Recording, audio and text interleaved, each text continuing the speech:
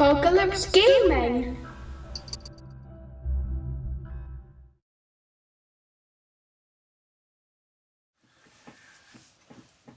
Hey chaps, that's me got the skulls, the wing skull and the organ guns all painted up. Before I move on to the next stage I thought I'd show you where I'm at. So I've got the flying skull on the front. That I have tried to paint up like natural wings because it's the idea of carved wooden frontage. I have the skulls round the outsides left to look like natural skulls. Again, I feel that's quite a Warhammer theme. And I have also painted up the organ guns. Probably easier if I zoom than any other way. So, bolt gun, brass, areas highlighted up using chainmail and shining gold. And same on the sides. So next part is designing and building a cabin and attaching it to the boiler system before moving onwards.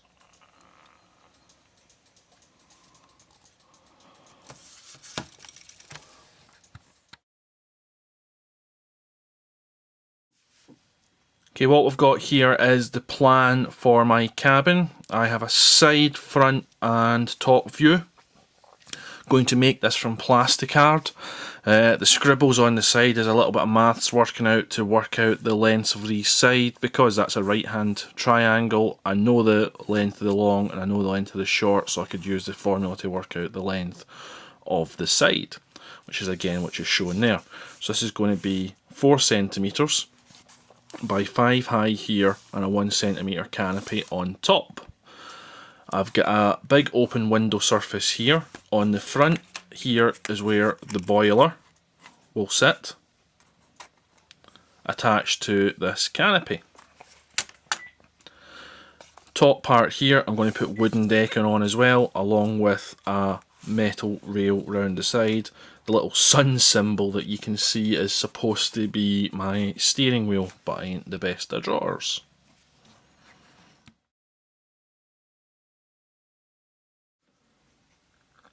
This, guys, is the outline for my cabin, now cut out of 1mm thick plasticard.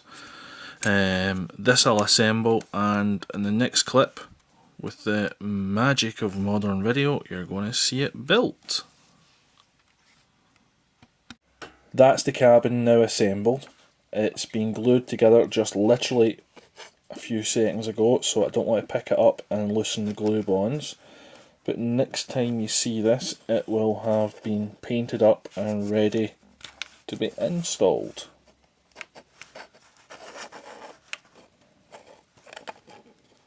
That gives you an idea of what it's like. What I have here, guys, is the first part of my plasticard ladder, made from plastic rods, for getting to the top of the command deck. So I thought I'd show you it part way through construction. I've just got some glue setting up those rods a little bit before I reverse it and put the rods into the other side to allow them to glue up as well. So that will go on the side to allow the commander to get to the steering wheel.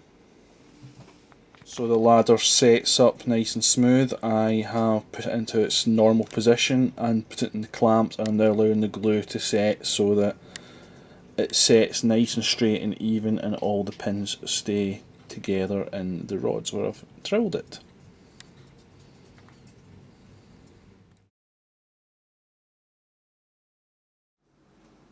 This here is my blast furnace door for the boiler. I just wanted to show you it before I install it. What it's made from is the hatch of a rhino, a dwarven shield, green stuff filler and a handle from a dwarven gun.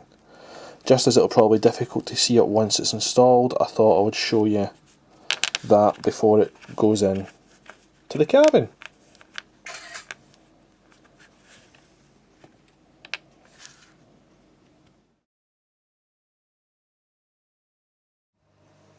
Hey chaps, this is one of my brass monkeys. There's a phrase used commonly over here in Scotland because of the temperature of the place, and that is to freeze the balls off a brass monkey.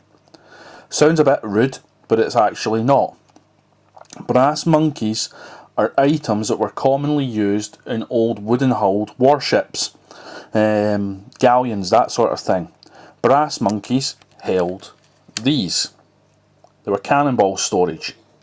The reason the phrase comes about, in the variable temperatures that these ships faced, the brass monkeys expanded and contracted. And because of the expansion and contraction due to the hot and cold, the colder it got, the more contraction, the more the balls moved.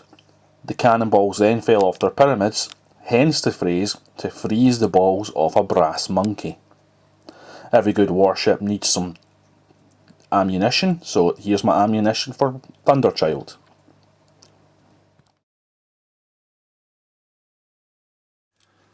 Okay guys, those of you of a weak disposition, you may want to look away now as I'm about to polish my balls, my crusty balls. These balls. I've got super glue on them from trying to glue them all together, so what I want to do is take this and polish them up, and hopefully it'll work.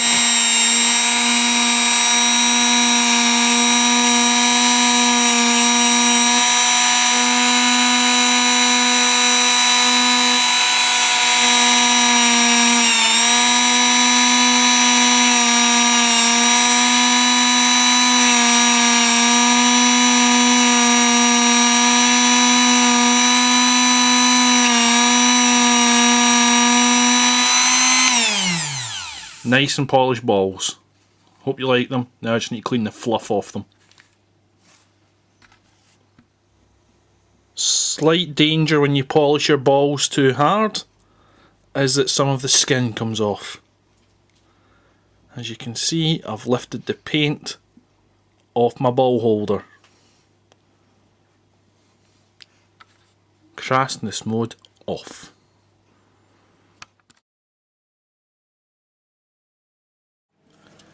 What I'm doing here guys is copying Asjara's tutorial on how to create rivets by taking a pointy source, which I'm using as my medium sort of file, and pressing into my plasticard.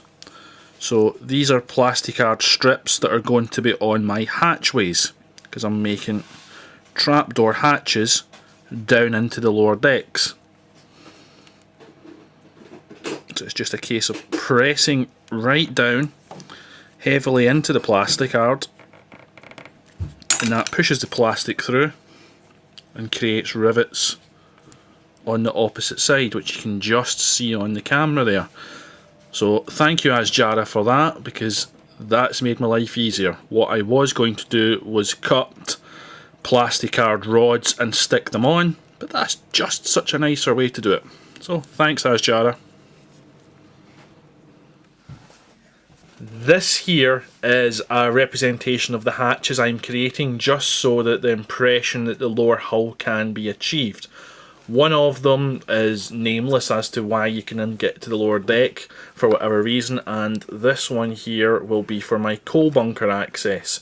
So I've put up the base colours on this one. Another one I've started base coating, but I'll detail it up a little bit better. But I wanted to show you these again before they're installed, just so you've got an idea of what I've created, why I've created them.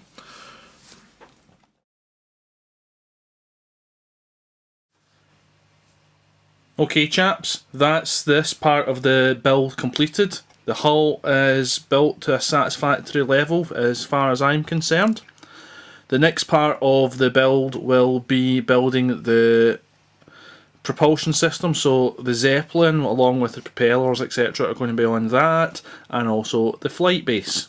So I'll zoom in and give you some of the details a bit in a second, but I just thought I'd give a quick overview on the turntable, give you an idea of what it's looking like. So let's start zooming in. I have on the main deck a hatch leading down to the hull to allow access wherever it may be. I have my brass monkeys attached. The guns are completely movable. so they can go up and down, round and round, sorry, they can go up and down, and if they get destroyed they can come off. My cabin's in place with my steering wheel on top.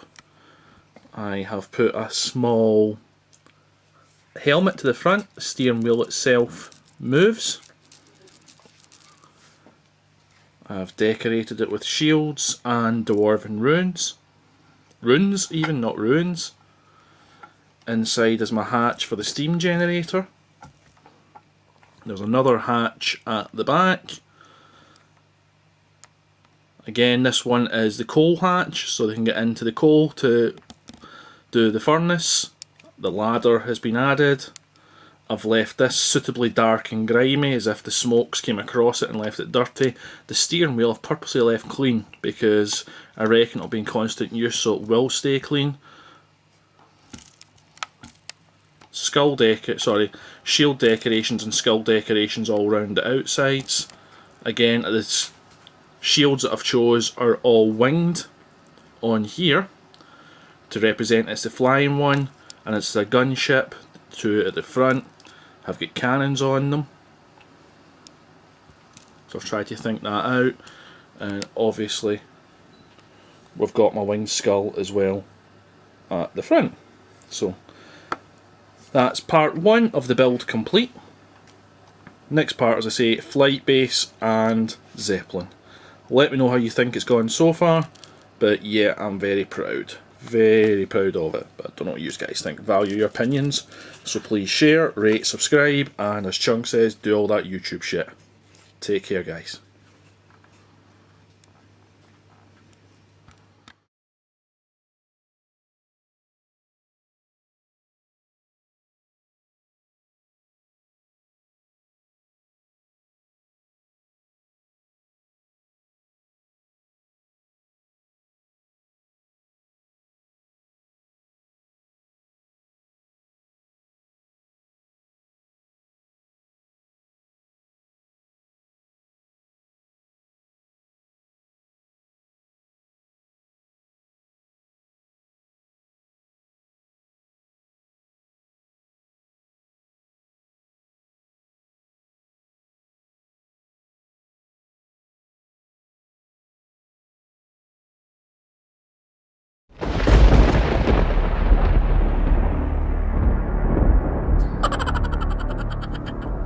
Apocalypse Gaming.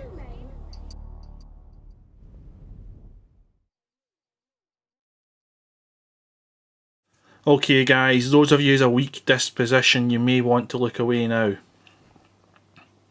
as I'm about to polish my balls. These balls.